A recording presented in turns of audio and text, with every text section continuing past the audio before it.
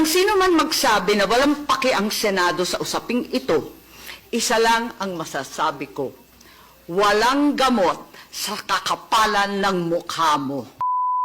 Nais ko lang sabihin na kung minsan may mga sakit na kapag ginamot at biglang nawala ang sintomas, akala natin wala na. Akala natin magaling na yung tao.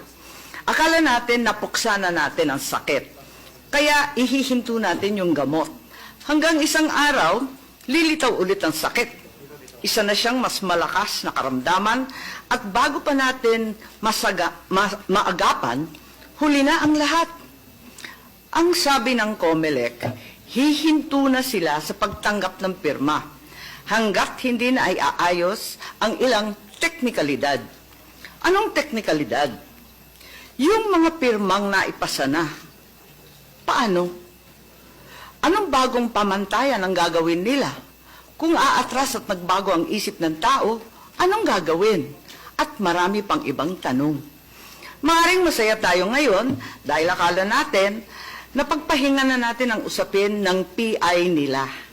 Pero hanggat hindi natin ito naihihimlay, babangon po muli ito upang maging multo. Nakakatakot.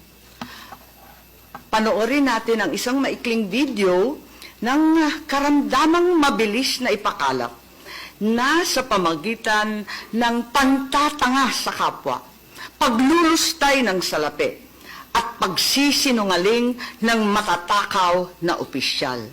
Yang sakit na yan ang papatay sa demokrasya. At ang sino man magsabi na walang paki ang Senado sa usaping ito, isa lang ang masasabi ko, walang gamot sa kakapalan ng mukha mo.